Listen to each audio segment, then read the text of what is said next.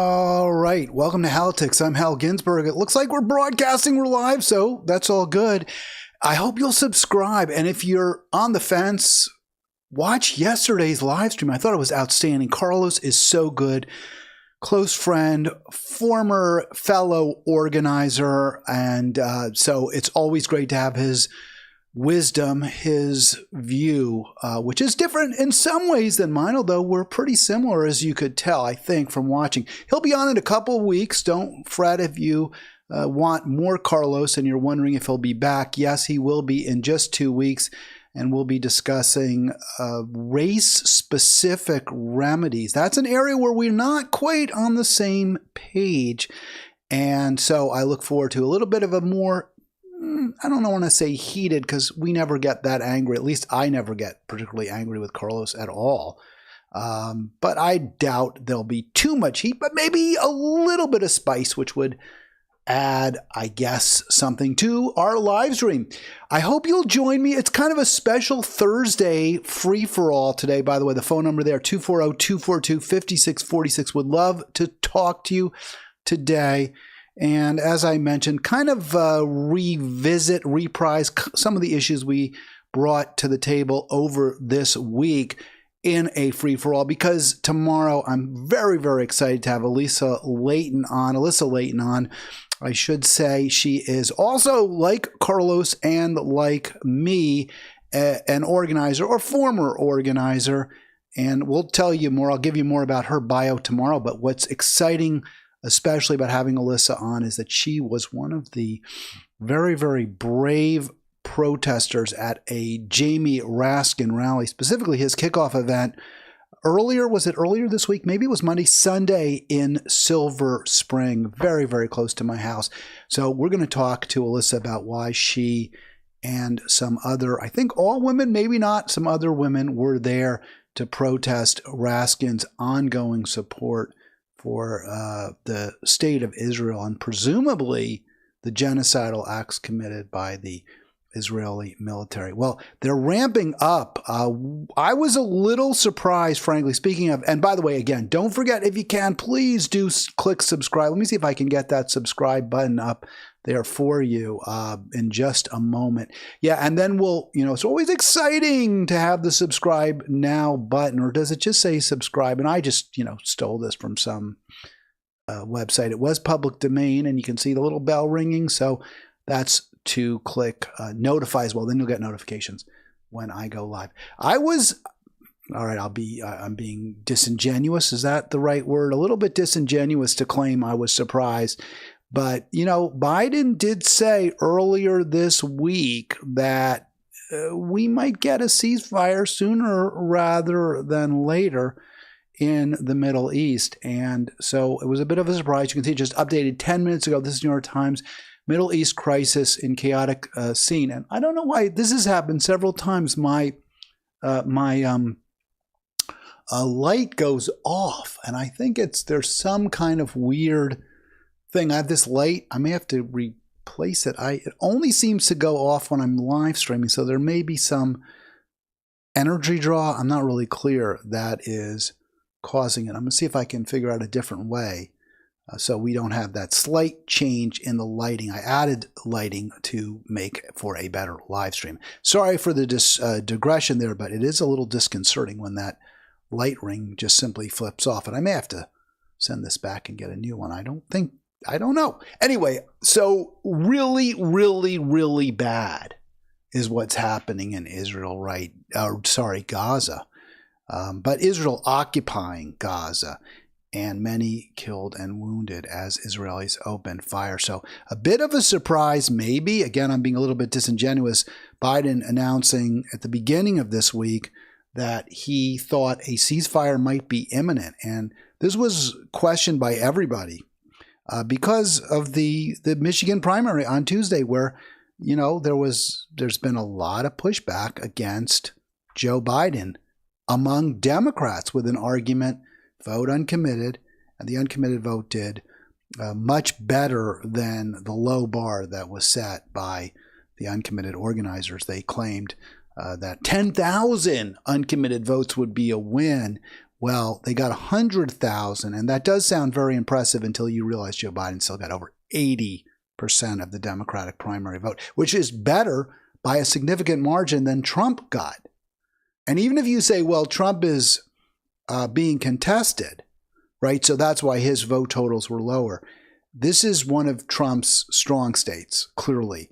A working class state, a blue collar state, a state that he won barely, and to the surprise of many in 2016 over Hillary Clinton. And still, Joe Biden did much better in the Democratic primary than Trump did in the Republican. And that's notwithstanding the fact that the uncommitted movement had success, at least according to the metrics that they had set for themselves. Biden claiming back on Monday, this is from Al Jazeera, Israel-Hamas ceasefire imminent. What could a deal look like? And you can see Al Jazeera is skeptical. While Hamas wants a permanent ceasefire, Bibi doesn't want to halt the war until Hamas is defeated. Well, that's all you're doing is creating more terrorists. Well, that's not true.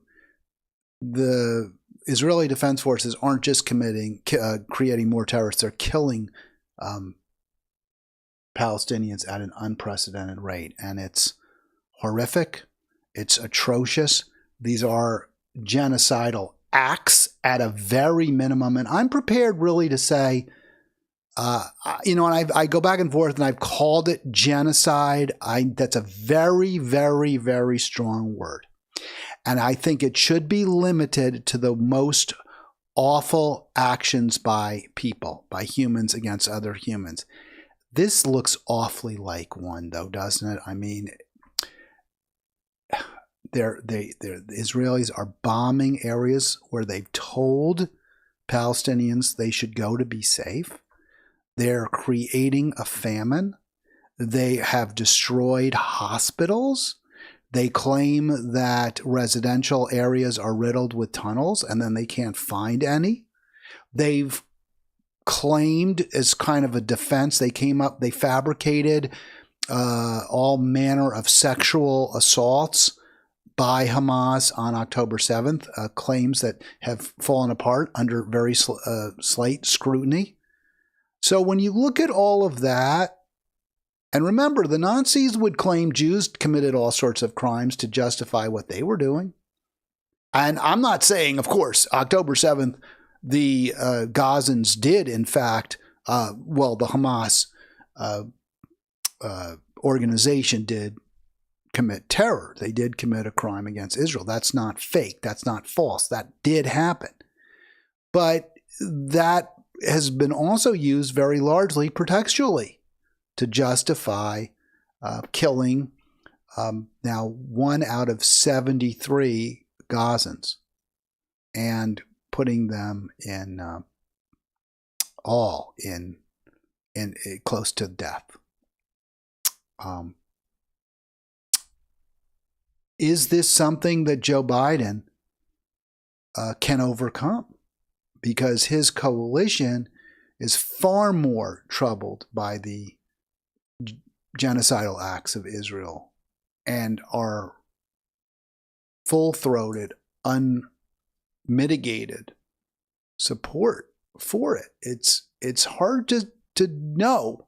I mean, the thing that's kind of ironic for those of us on the left who are saying, no, you can't, that includes me, you can't vote for Joe Biden, in part because of his support for Israel. That's a big reason. It's not the only reason, but it's a big reason I say you can't vote for Joe Biden. But where there's some irony, and I see the irony, I get the irony, where there is some irony as well, Trump is worse. I mean, Trump is, said he wouldn't even criticize Netanyahu at all. And Nikki Haley is worse. She has said that we need to finish the job, which I think means wipe Gaza from the face of the earth.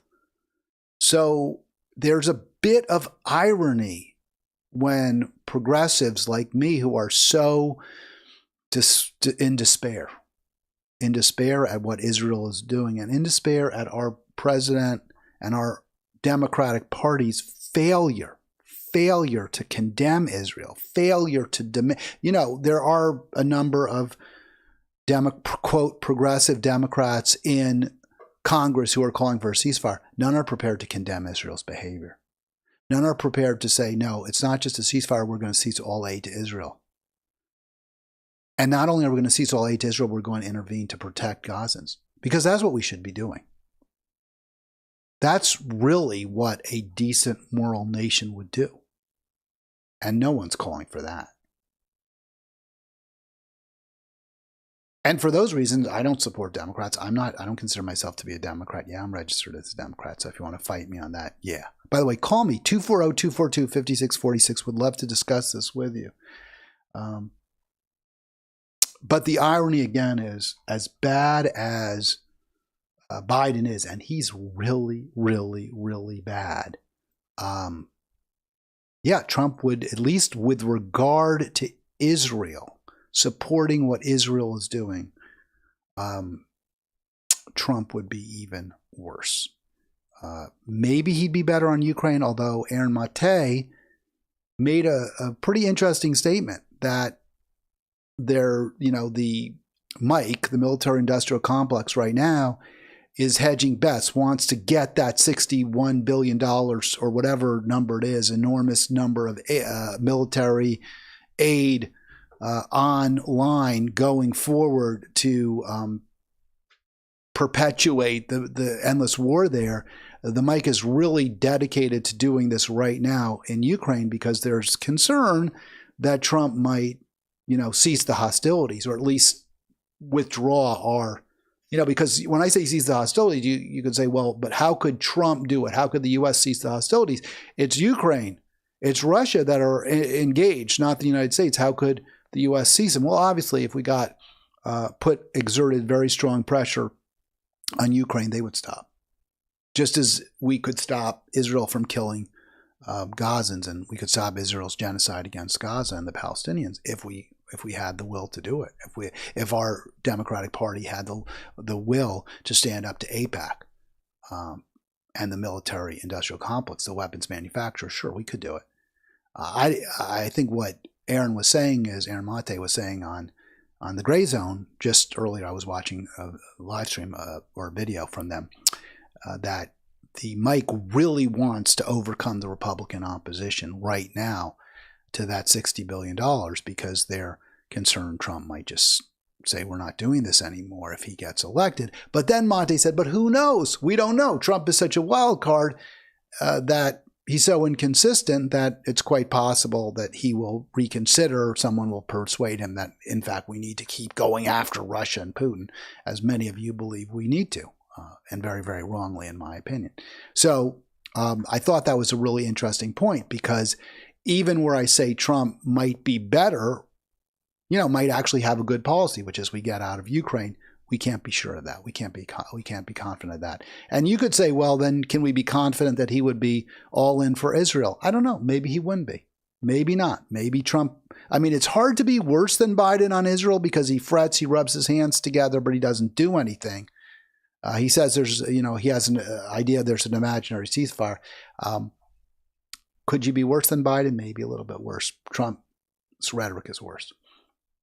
His base. Israel and Hamas cast doubt today on President Biden's suggestion that a Gaza ceasefire deal could be reached by Monday. Israeli officials said the remarks came as a surprise. Hamas insisted it has not backed off its demands. But at the White House, National Security spokesman John Kirby defended the president's statement.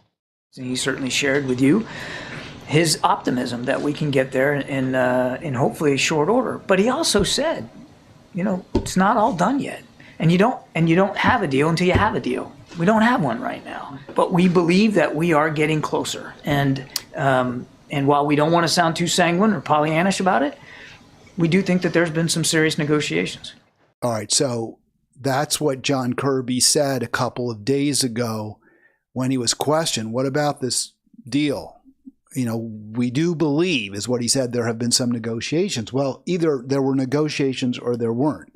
So it's not a question of whether you believe it. It's either there were or there weren't. And whether there were or weren't,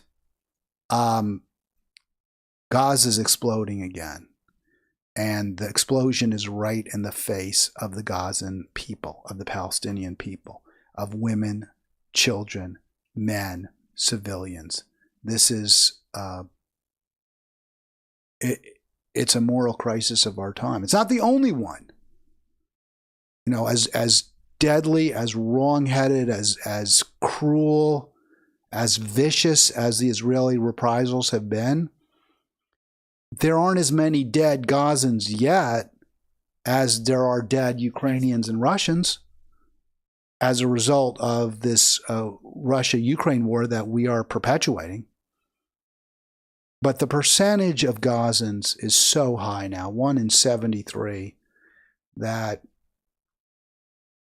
I think that's definitely higher than the number of dead Ukrainians. I think there's about 30 million Ukrainians. So 1 in 73 Ukrainians would be somewhere in the neighborhood of, I don't know if I do my math. I'm not going to be able to do it right, but it would be more than have been killed so far in Ukraine. And that war has been going on for 3 years. So, you know, you became really hot March of 2022, but there was already skirmishes and fighting between the Russians and the Ukrainians as of late 21. So it's certainly a well over 2-year war, if not quite 3. I'm so excited. I want to just say again, I'm glad Alyssa Layton is joining us tomorrow and I think we're going to have a second pro-peace woman joining us, because you feel lonely, right? I mean, I do. I feel isolated. I do this live stream because I want to build a coalition of people, a group of people who feel similarly to me, who see things as they are, I see them. And I did work at Our Revolution for 4 years, and I, left them because there were some significant differences in opinion that I had with the leadership there in terms of how we should proceed, but not just in terms of tactics or even strategy, but even ultimately about the values of the organization. I just did not see a way forward working within the Democratic Party. And that is not their ethos. And I understand why it's not. I mean, I think a big reason is because these organizations like Our Revolution and others, maybe to a lesser degree DSA, and Alyssa did work with DSA. I don't know if she's still there, but I want to talk to her tomorrow about that as well. But there's a commitment or a feeling that, yes, we can work with Democrats, or even if we can't work with the party writ large, there are good Democrats. There are the AOCs. She was a member, I believe, of DSA. They're the Ro Khannas. And I've come to the conclusion that the Democrat Party corrupts everything it touches to the degree where folks that were allies maybe before they're elected no longer are. Once they take a tiny little bit of power, we lose them as allies. So, I had a very major ultimate break in terms of what I thought was possible via organizing within the Democratic Party, or even pursuing what they call an inside-outside strategy. I think the inside strategy is done. So I would love to discuss that. I will discuss that with Alyssa tomorrow. Hopefully you'll join me now if you want. 240-242-5646. Speaking of inside strategy, I did mention this in yesterday's live stream that I was somewhat surprised that there she is, that Marianne Williamson, and you can see unsuspended. She's actually returning to the Democratic Party primary. And Carlos and I touched on this. I'm not a fan of hers, and I was going to kind of maybe make fun of her a little bit, but I watched this entire 4+ minute announcement, and I thought she did a pretty nice job with it. A lot of what she said, I think, is inarguable. Most of what she said, what Marianne Williamson, is inarguable. I don't support Marianne Williamson. I don't support Democrats. She's a Democrat. She is pursuing an inside strategy. If you listen to this video, she's critical of the Democrats, not as critical as she should be. She is queuing to the Democratic line, which is that the real enemy, the real evil is Donald Trump. And I'm not going to go there. I'm not going to buy that. But one of the things I want to say before I play this clip is I would love to see our revolution endorse her. If they're going to pursue an inside strategy as well as an outside strategy, endorse her in the Democratic primary, and then when she loses, endorse Jill Stein. And she will lose. Marianne Williamson will, in fact, lose. Finally, again, please subscribe now. I want more subscribers. I thought that live stream yesterday with Carlos was so good. I really did kind of envision, kind of a jump in terms of the number of subscribers. Didn't see it, doesn't mean it won't come. And we've had some pretty decent response to some of our videos, so maybe that will, but that will come. But if you want difference of opinion, if you want dialogue, if you want discussion, you're getting it on Halitics. You got it yesterday with Carlos. You'll get it tomorrow with Alyssa Layton. Here is again, not my favorite, but she does have some interesting things to say, and I think pretty correct things, or simply correct. I have an important announcement to make. As of today, I am unsuspending my campaign for the presidency of the United States. I had suspended it because I was losing the horse race, but something so much more important than the horse race is at stake here, and we must respond. Right now, we have a fascist at the door. Everybody's all upset about it. Well, we should be upset about it, but we're not going to defeat the fascist by what? What is President Biden offering? He says, let's finish the job. Well, I hope you realize we're talking about millions of voters for whom they can't even survive unless they work at 2 or 3 jobs. What is he saying beyond, the economy is really doing well? Are you kidding me? For whom? It's doing well for 20% of us, and that's to be celebrated. But that 20% is on an island surrounded by a vast sea of economic despair. 39% of the American people report that they are regularly skipping meals in order to pay their rent. Over half of bankruptcies come from medical debt, 1 in 4 Americans carry. We're now living at a time where economic anxiety is experienced by the majority of people living paycheck to paycheck, the minimum wage not having been raised, and increasing militarism. All right, so let me stop it there for a second, but I will get back. I think all of her points are extremely well taken. The economy is not working well for most Americans. A very high percentage of us are struggling, barely making it, if that. And you can't, she's right. And obviously Joe Biden doesn't offer a solution. What's unfortunate, she said at the beginning, and I didn't stop it, I was thinking about it. She said, I suspend my campaign because I wasn't doing well. Well, you're still not doing well. Okay, see, that's the thing. You're not doing well. You're not going to win. And you're not going to win in the Democratic Party. I do appreciate, though, I appreciate her giving people an option, an alternative. But if her concern, the concern that caused her to leave the race hasn't changed, she's still not winning. She's still losing. She's still doing really badly. So I don't really see what, and the moral issues that she raises, how badly things are doing, and that the alternative, Trump, is a really bad one, is perhaps even worse. Well, she would say it's worse, right? She's not really prepared to say Biden's is bad or almost as bad or Biden's unacceptable. She won't say that. What she's saying is Biden can't win, which I don't agree with that. Biden absolutely could win. I'm not seeing the polls as dire as others do, including Jonathan Chait, who I disagree with on almost everything. But he makes a compelling argument, if you want to check it out, that I think it's in The Atlantic that he writes, makes a compelling argument that Biden's in really serious trouble. And maybe he is. Maybe he is. Maybe I'm understating the challenges he's facing now as a result of the uncommitted vote, what that represents, I should say.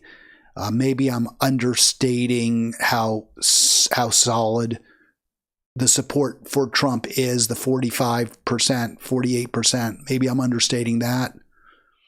I don't think Joe Biden's in as clear danger of losing the race as others seem to think.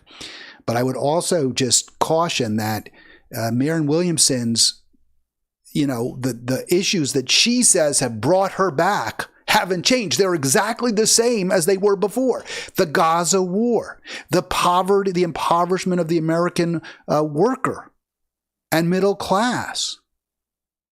So I don't see, she hasn't persuaded me in any way that there's any good reason for her to return to this race. 4% in New Hampshire.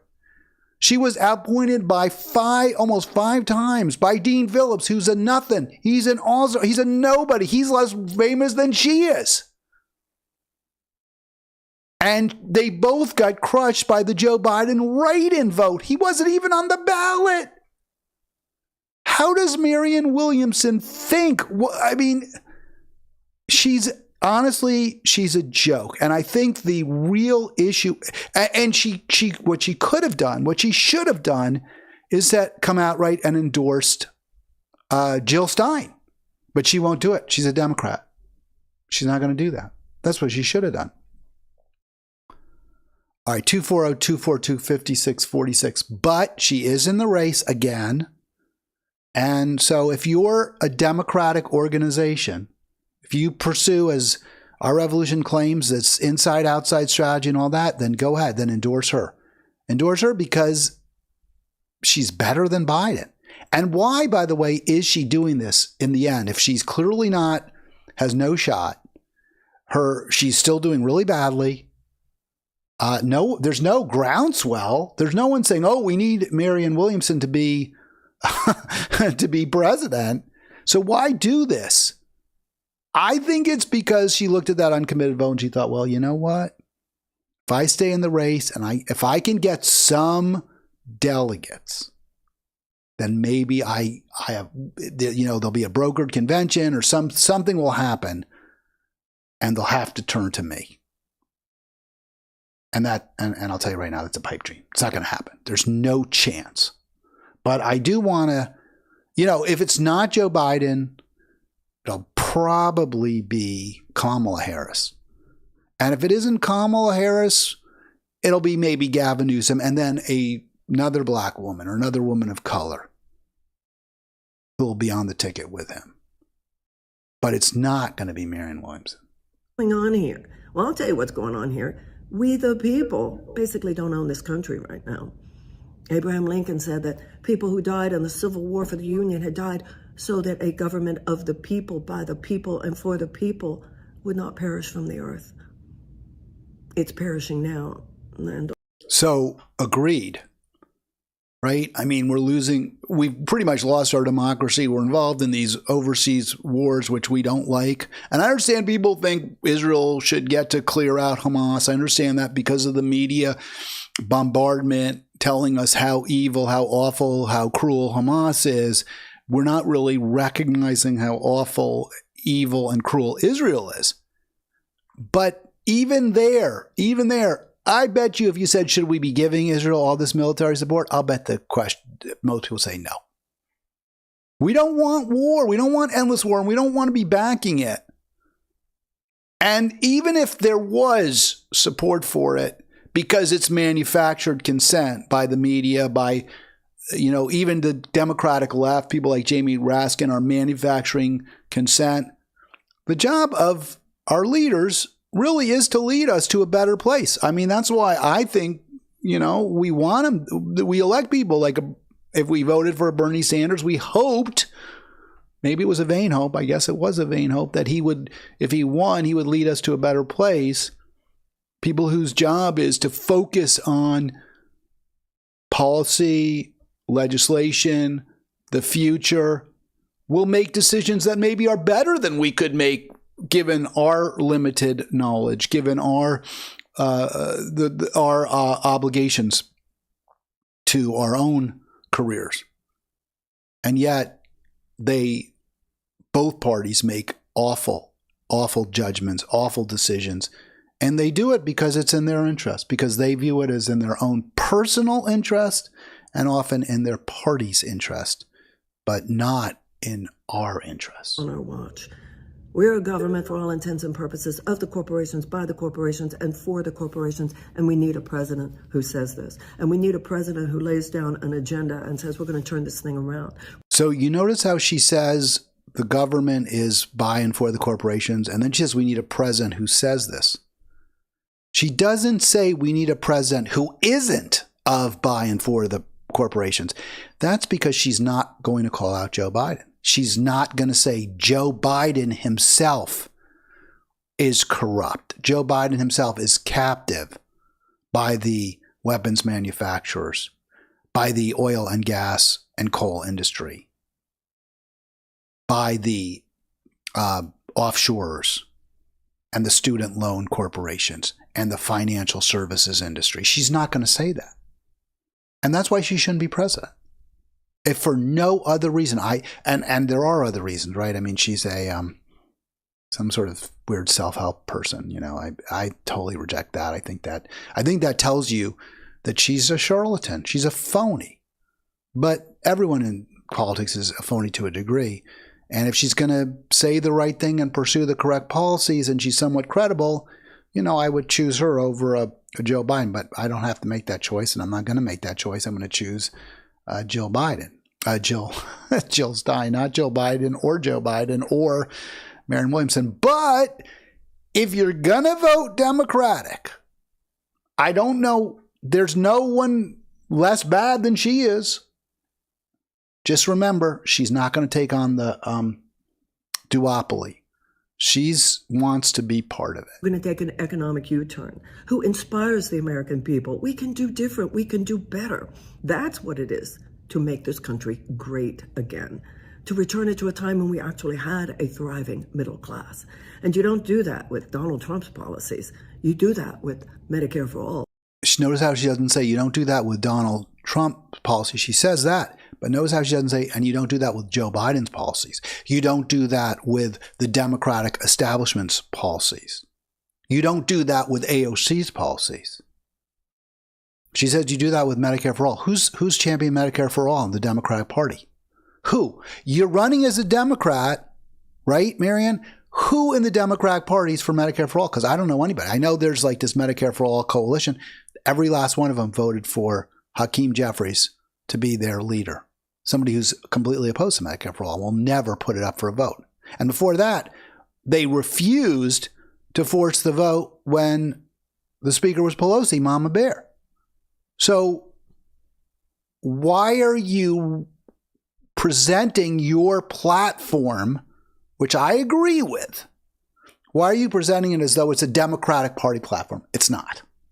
You do it with tuition-free college and tech school. Where's the Democrats calling for that? Because I'm not aware of any, Marianne Williamson. How are you going to get that passed with this Democratic, even with the Democratic majority we have right now in the Senate, and maybe getting a few more seats for Democrats in the House? How are you going to get that? Because I haven't heard any of them talking about this. You do it with eliminating, using the Higher Education Act, the entire college loan debt. You do it with paid family leave and subsidized child care. You do it with guaranteed housing. Who's calling for that in the Democratic Party? Who's saying we need guaranteed housing and a guaranteed living wage?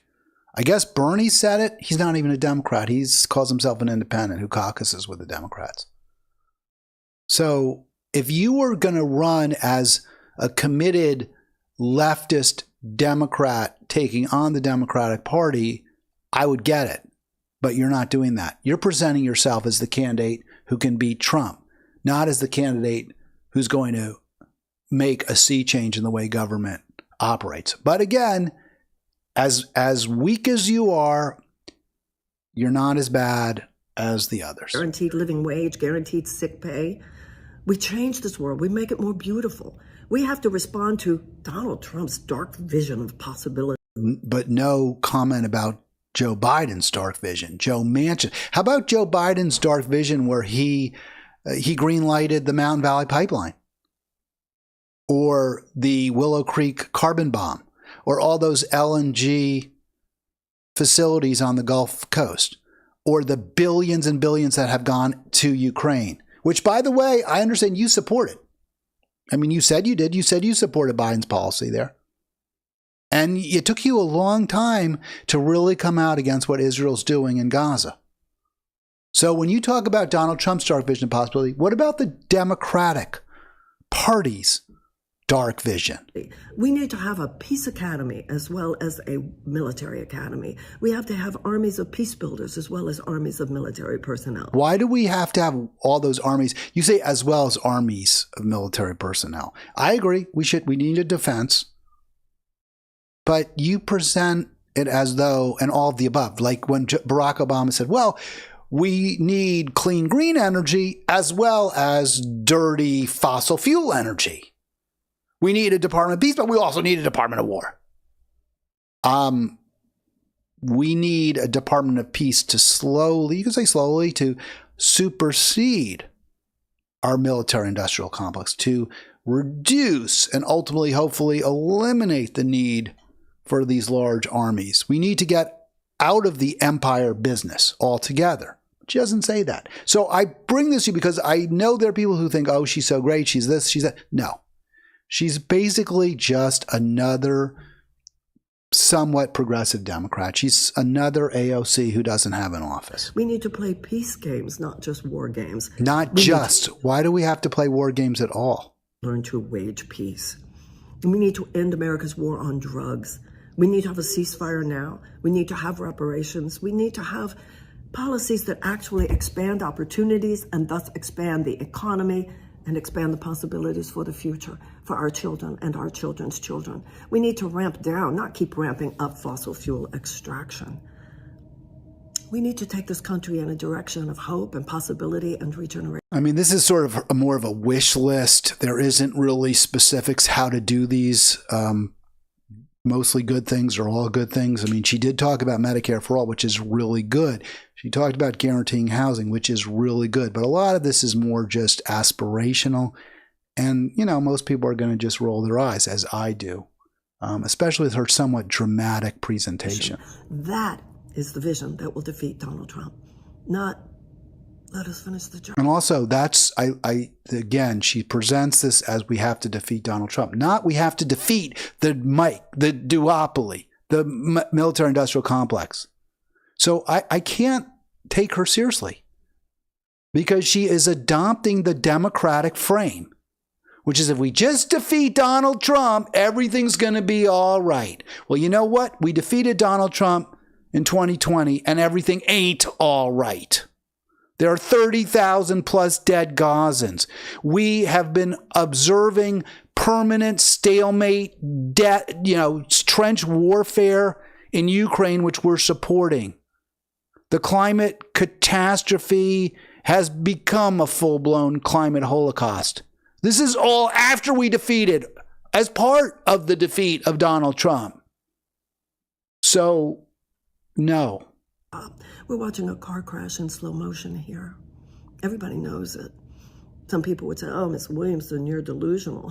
I'll tell you what's delusional. What's delusional is just closing our eyes and crossing our fingers and just hoping that somehow Biden and Harris will be able to beat that juggernaut of dark, dark vision. No. You see, and again, she doesn't, no, we have to defeat Biden and Harris too.